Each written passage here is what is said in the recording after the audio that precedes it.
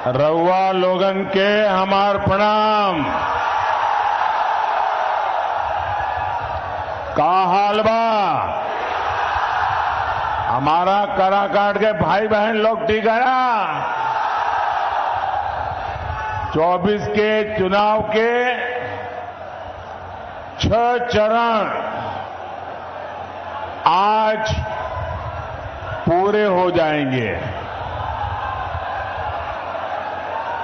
और 4 जून को क्या होगा?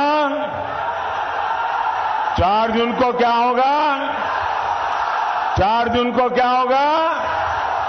फिर एक बार, फिर एक बार, फिर एक बार। और इसलिए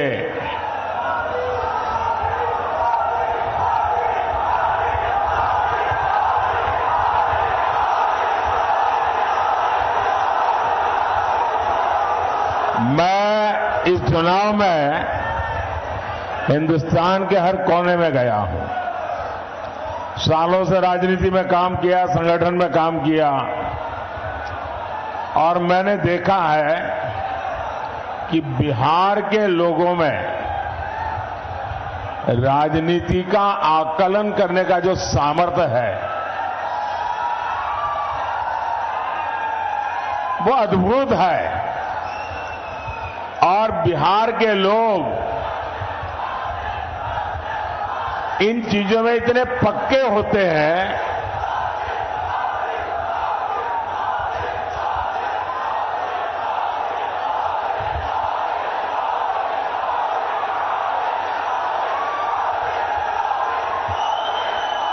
बिहार के लोग इतने पक्के हिसाब किताब के लोग होते हैं कि वे कभी भी वो वोट डालने से पहले 50 बार सोचते हैं कि मेरा वोट बेकार तो नहीं जाएगा ना। ये समझ बहुत कम लोगों को होती है जो बिहार को है। और इसलिए बिहार के लोग जब वोट करने जाते हैं तो पहले पक्का देखते हैं, भाई वोट तो डालूंगा लेकिन मेरा वोट बेकार नहीं जाना चाहिए। वो सोचता है जिसकी सरकार बनना पक्का है वोट तो उसी को डालूंगा। है कि नहीं बिहार का ऐसा? बिहार निर्णायक होता है और इसलिए मुझे पक्का भरोसा है कि बिहार के लोग इस बार वोट डाल करके प्रधानमंत्री भी पक्का कर लेंगे। साथियों, 4 जून की शाम होते होते बिहार में एक और काम होगा। बताऊं क्या होगा? ये अखबार वाले लिखेंगे कि मोदी भविष्यवाणी कर रहा है। मैं भविष्यवाणी नहीं कर रहा हूं, लेकिन मैं आपको बताता हूं। 4 जून शाम होते होते आरजेडी वाले कहेंगे कि कांग्रेस ने लुटिया डुबो दी।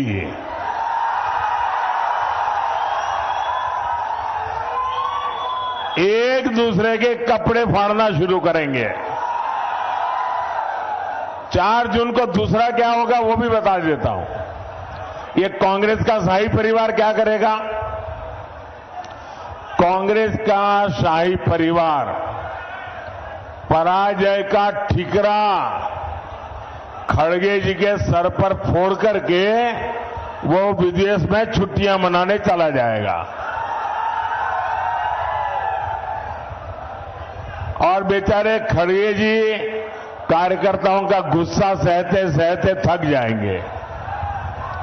भाइयों और बहनों, कांग्रेस, आरजेडी और इंडी गठबंधन को देश बार बार खारिज कर चुका है, नकार चुका है। इनके पास न विजन है, इनके पास सिर्फ और सिर्फ कंफ्यूजन है।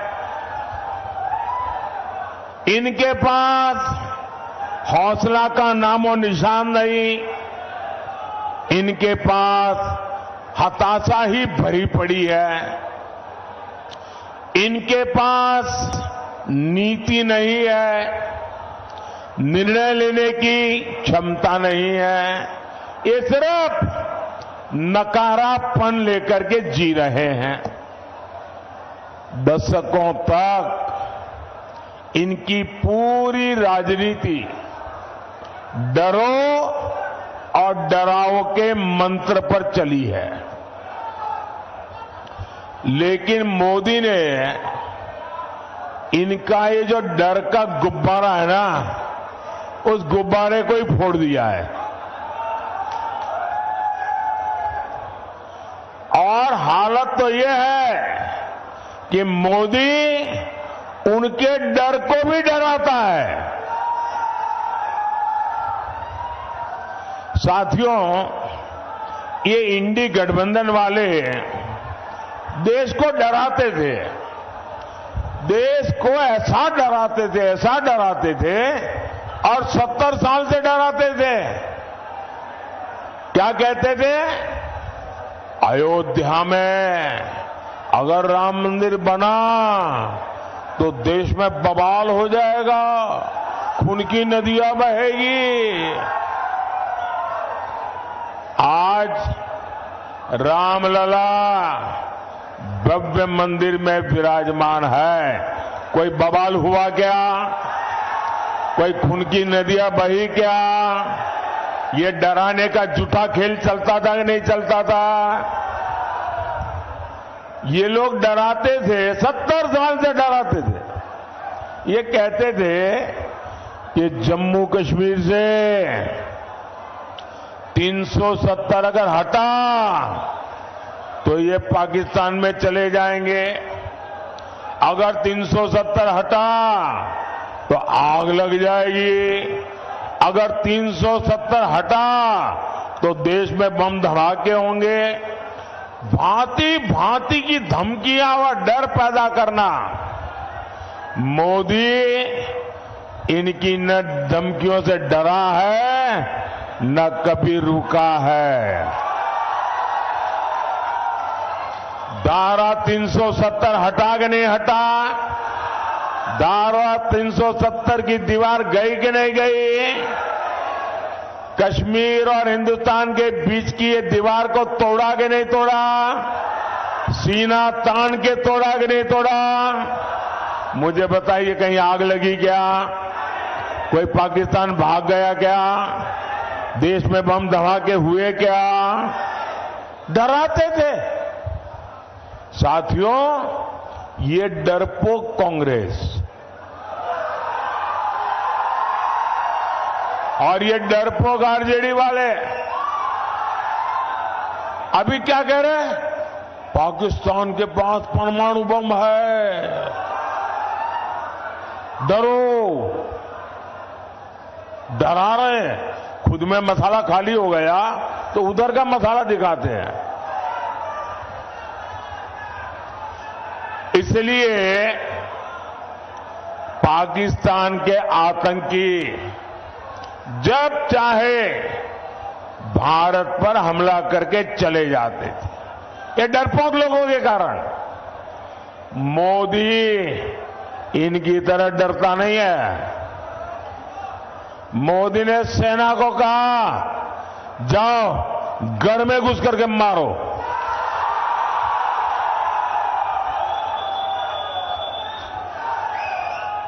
आज पाकिस्तान कुछ करने से पहले 100 बार सोचता है।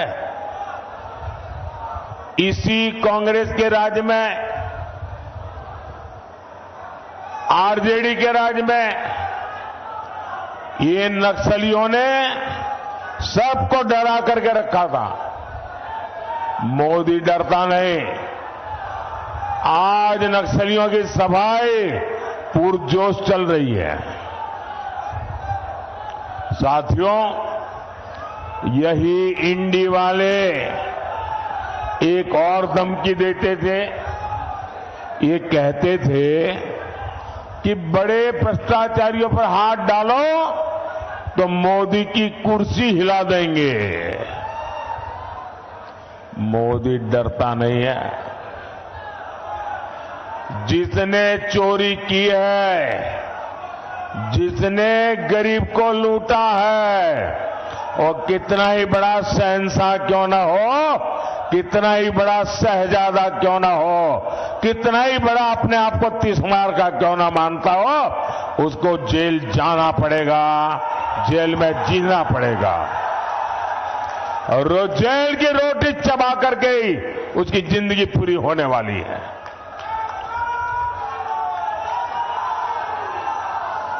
मुझे बताओ भाई, अगर कोई लूट करता है, आपके हक का छीन लेता है, तो छोटे लोगों को तो जेल में बंद करने के लिए कोई चिल्लाता नहीं है।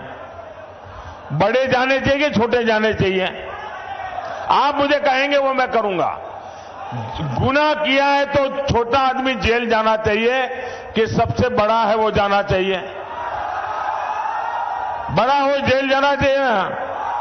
तो मैं बड़ों को भेज रहा हूं तो अच्छा कर रहा हूं ना, सही कर रहा हूं ना। और मैं आज बिहार के लोगों को एक और गारंटी दे रहा हूं। जिन्होंने बिहार के गरीबों को लूटकर नौकरी के बदले जमीन लिखवाई है, कान खोल के सुन लो, उनका भी जेल जाने का काउंटडाउन शुरू हो चुका है।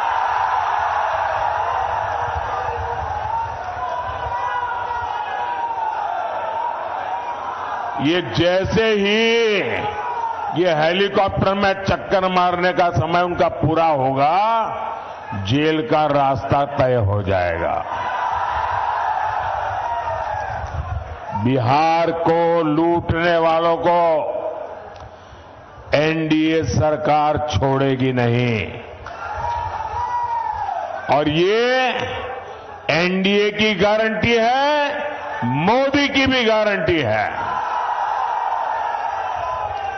भाई और बहनों, ये इंडी गठबंधन वाले अपने राजनीतिक स्वार्थ के लिए कुछ भी कर सकते हैं। ये लोग बिहार और बिहारियों के अपमान के खिलाफ आवाज तक उठाते नहीं है। कांग्रेस के पंजाब के नेता ने बिहार से वहां काम करने गए, वहां मेहनत करके ईमानदारी से जीवन जीने वाले हमारे बिहारी मजदूर भाई बहनों का घोर अपमान किया, भद्दे शब्दों में अपमान किया। कहा अब हम उन्हें बिहारियों को पंजाब में घर नहीं देने देंगे, घुसने नहीं देंगे। कांग्रेस के मिनिस्टर ने कहा है, कांग्रेस के शाही परिवार ने इसके विषय में मुंह पे ताला लगा दिया है। क्या कभी कांग्रेस के शाही परिवार ने बिहारियों के इतने बड़े अपमान के लिए बिहार से माफी मांगी क्या? बिहारियों से माफी मांगी क्या? और ये इनको लालटेन लेकर के मुजरा करने वाली जो जमात है, वे भी बिहारियों का अपमान हो रहा है और कांग्रेस के चरण चूम रहे हैं। कांग्रेस के खिलाफ एक शब्द बोलने को तैयार नहीं है, कांग्रेस का जवाब मांगने को तैयार नहीं है। आरजेडी में हिम्मत नहीं कि बिहारियों के अपमान पर वो कांग्रेस को एक शब्द भी बोल पाए।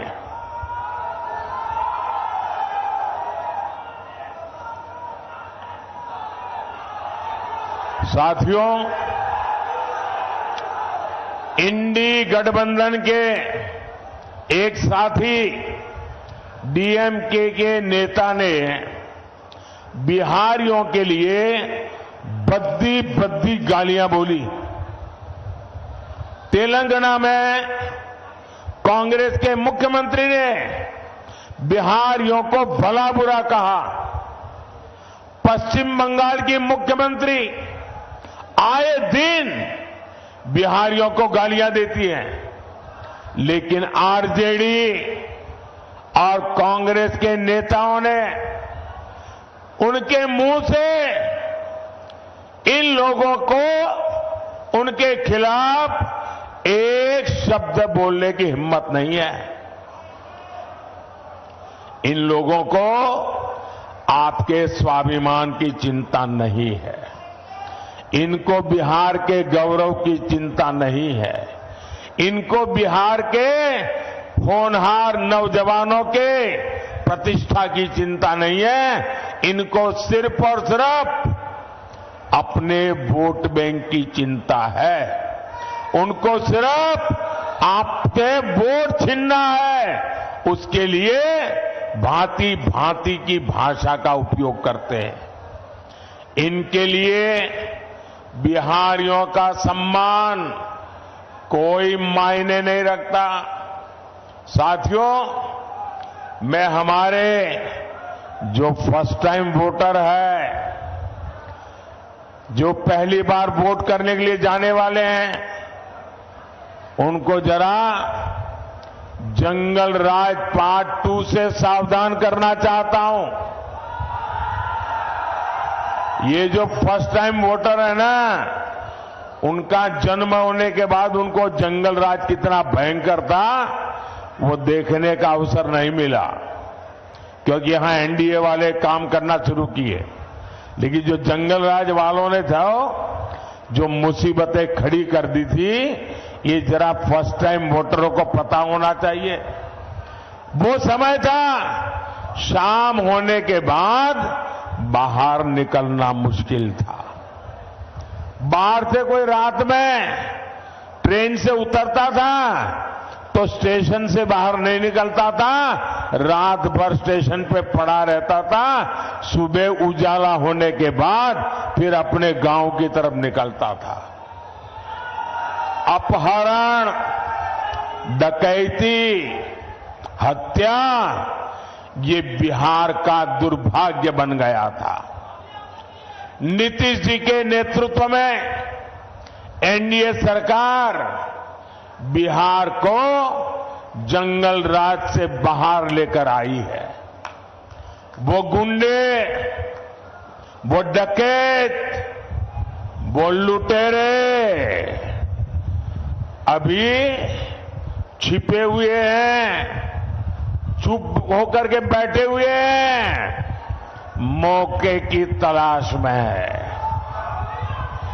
अगर गलती से भी ये इंडी वाले जरा भी मजबूत होते दिखेंगे भी, तो फिर उनका दाना पानी मिलेगा और ये मिलकर के फिर से आपका भविष्य तबाह कर देंगे। नौजवानों, आपकी जिंदगी तबाह कर देंगे और फिर कभी भी आप उभर करके बाहर नहीं आ पाएंगे। भाइयों और बहनों, ये हमारा बिहार सामाजिक न्याय की प्रणेता भूमि है और मुझे गर्व है कि अगर किसी ने सामाजिक न्याय की रक्षा की है तो वो बीजेपी और एनडीए ने की है। बीते 10 साल में देश ने एनडीए को 2 बार प्रचंड जनादेश दिया। हमने पहली टर्म में एक दलित के बेटे को,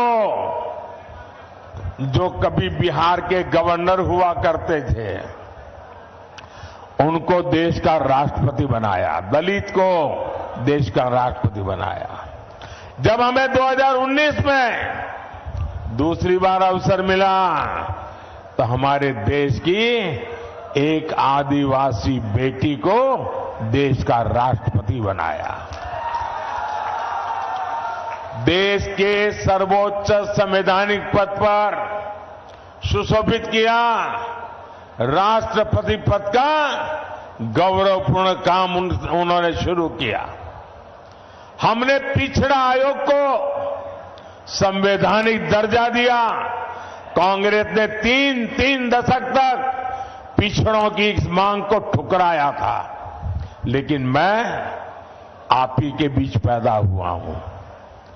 अति पिछड़ों को कैसी जिंदगी जीनी पड़ी है ना, वो मैंने भोगी है, और इसलिए मैंने आते ही आयोग बना दिया।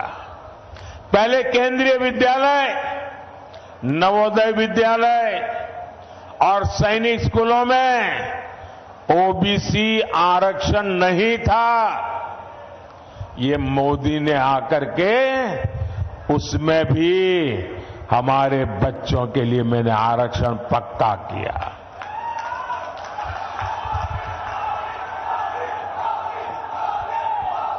मेडिकल की पढ़ाई में भी केंद्रीय कोटे में पहली बार ओबीसी आरक्षण हमने लागू किया।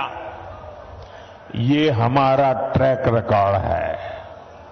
साथियों, इसकी विपरीत आज इंडी गठबंधन वाले एससी, एसटी, ओबीसी, अति पिछड़े, उनका सबका आरक्षण छीन किए की एक बहुत बड़ी साजिश रच रहे हैं।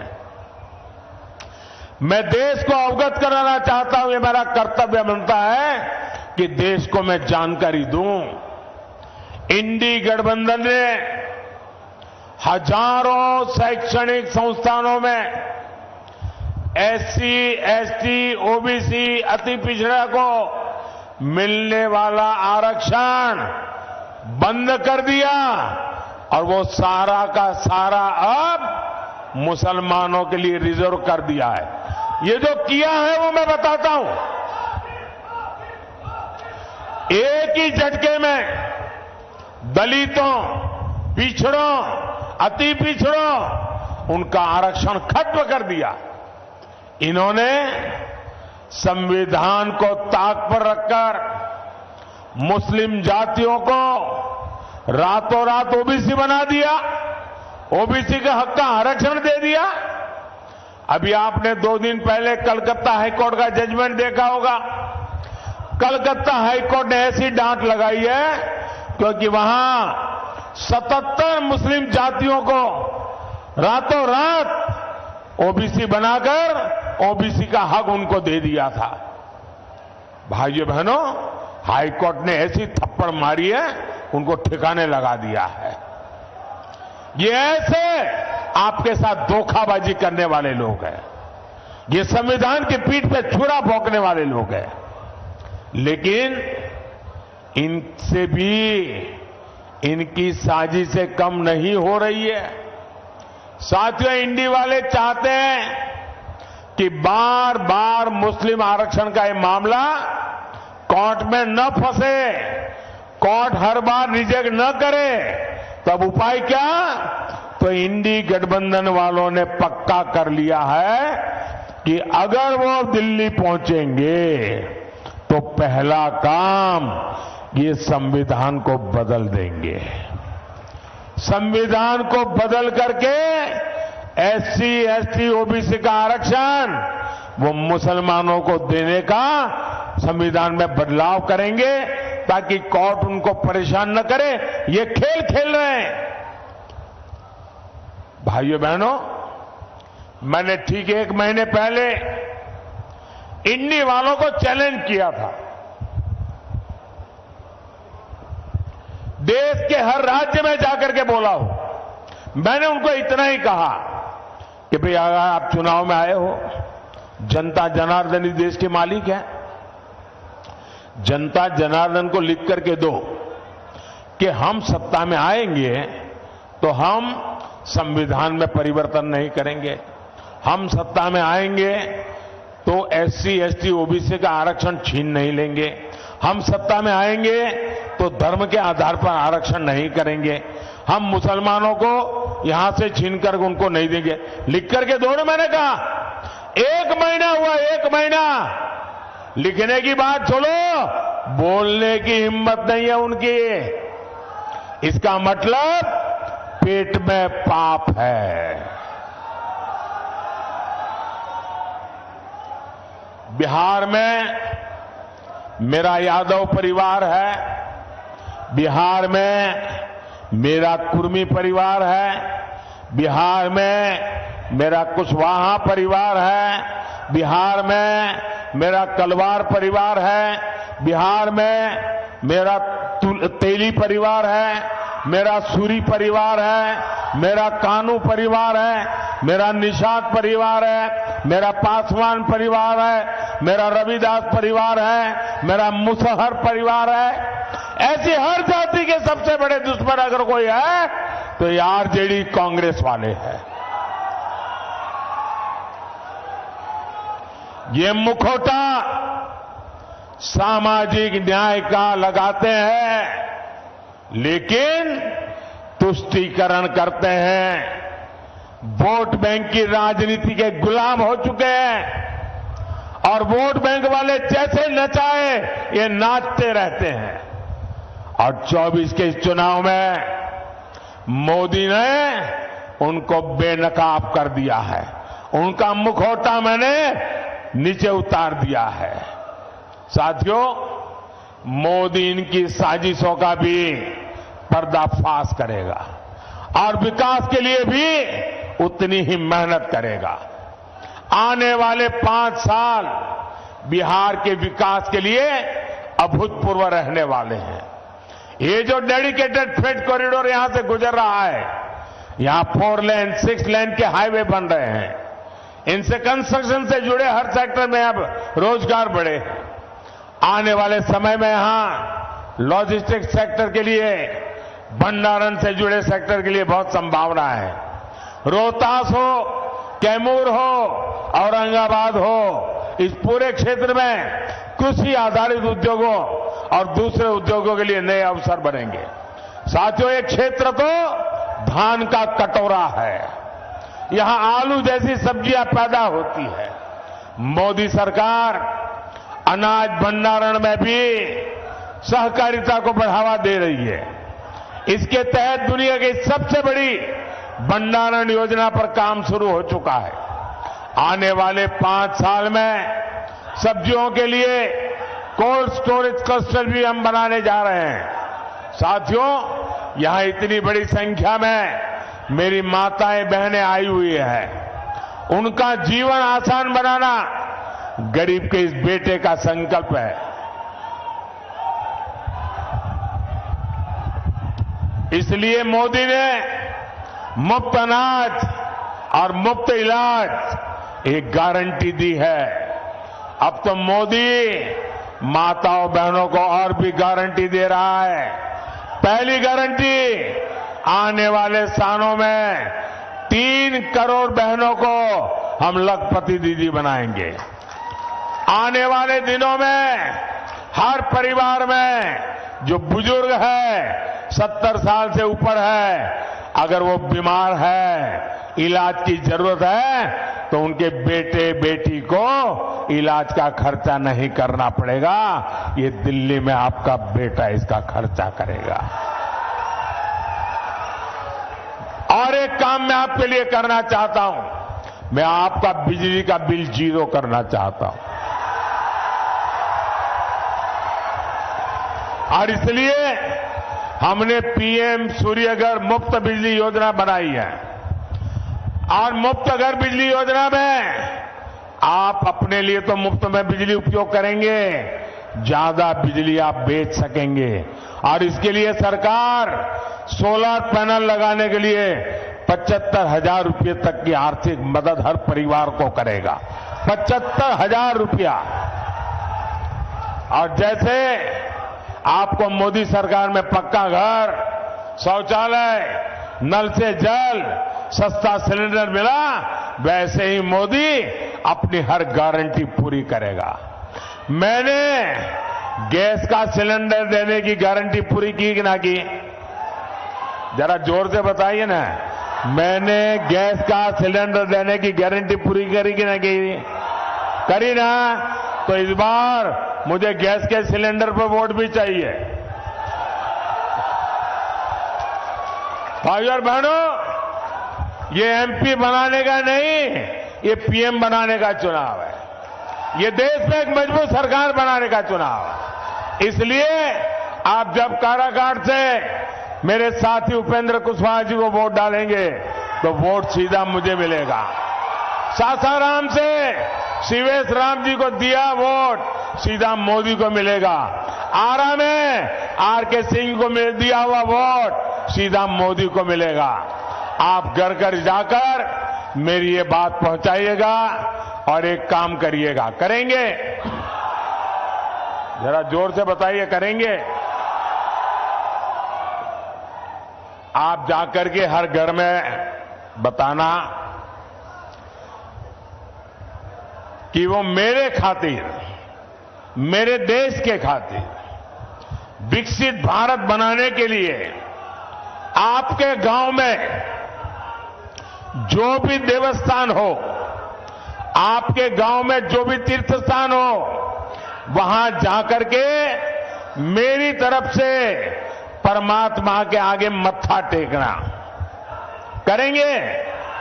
मेरी तरफ से परमात्मा को मत्था टेकेंगे अपने गांव में, और मेरी तरफ से परमात्मा को मांगना कि विकसित भारत बनाने के लिए परमात्मा हमें आशीर्वाद दे। इतना काम करेंगे? पक्का करेंगे? बोलिए भारत माता की, भारत माता की, भारत माता की। बहुत बहुत धन्यवाद।